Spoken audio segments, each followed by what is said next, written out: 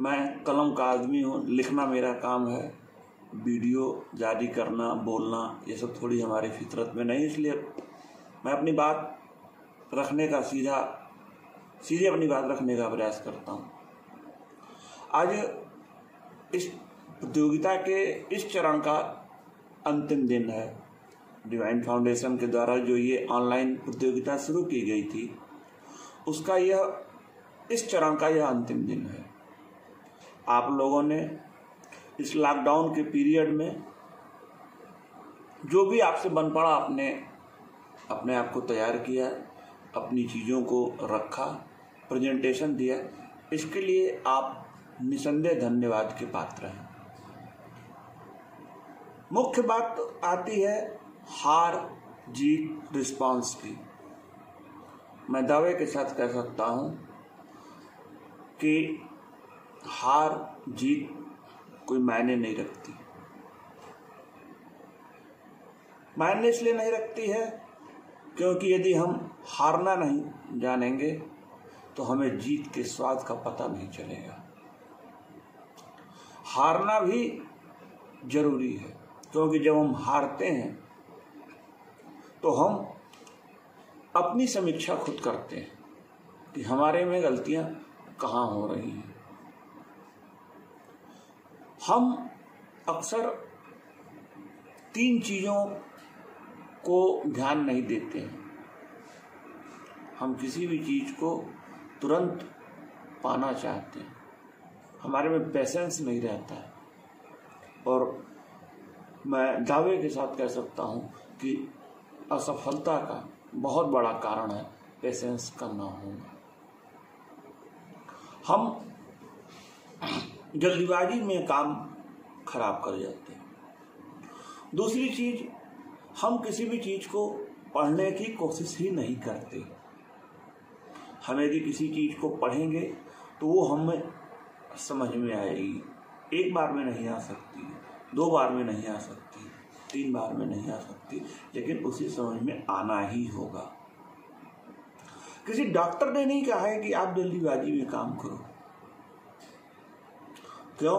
कि खराब काम हंसी का पात्र बनाता है। मैं ये नहीं कहता कि करना नहीं चाहिए, लेकिन उसको उस स्केल पर ही रखना चाहिए जहां से आपका भविष्य नुकसान न हो। आपने बहुत बड़ी मॉडलिंग कंपनी ज्वाइन कर लिया, आपने बहुत बड़ा फैशन शो ज्वाइन कर लिया और आपकी प्रेजेंटेशन सही नहीं है तो सिवाय आप वहाँ हंसी के पात्र के कुछ नहीं बनेंगे। और वो हंसी के पात्र आप बनने के बाद वहाँ जितने भी लोग हैं वो आपका जब कहीं अन्य नाम आएगा तो तुरंत कहेंगे कि भाई ये तो वहाँ थी, ऐसे नहीं कर पाई। आप नहीं करो, आप अपने घर में प्रैक्टिस करो, हर चीज अपने घर में करो। मैं दावे के साथ कह सकता हूँ कि यदि आपने पेशेंस रखा, चीजों को पढ़ना स्वीकार किया और उस व्यक्ति से दोस्ती करो जो तुम्हारी कमी बताए। इस संसार में आज के डेट में कोई किसी की कमी नहीं बताता। आप यदि साहित्य से जुड़े हुए हैं, आप अपनी वाल पर एक बिल्कुल अस्तरहीन कविता लिखिए, मैं दावा करता हूं कि हर आदमी उस पर वाह वाह करेगा। कोई आपको ये नहीं कहेगा कि नहीं उसमें ये कमी है। क्यों? क्योंकि जरूरत ही नहीं है। हम आपको आपकी कमी पर गिराना चाहते हैं, आपको उठाना नहीं चाहते।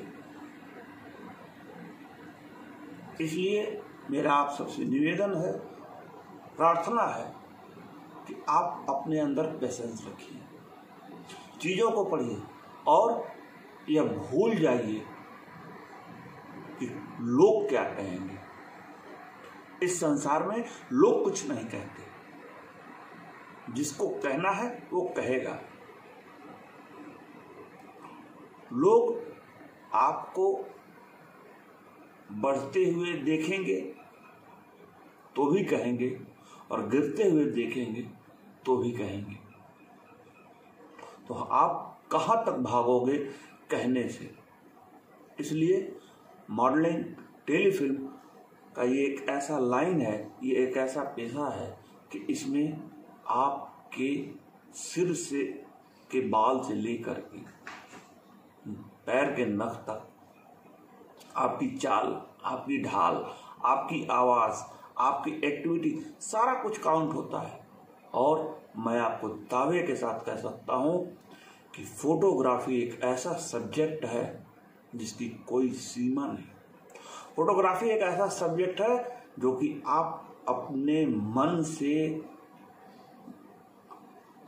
से ही कर सकते हैं। यदि आपका मन नहीं है, आपके अंदर से उस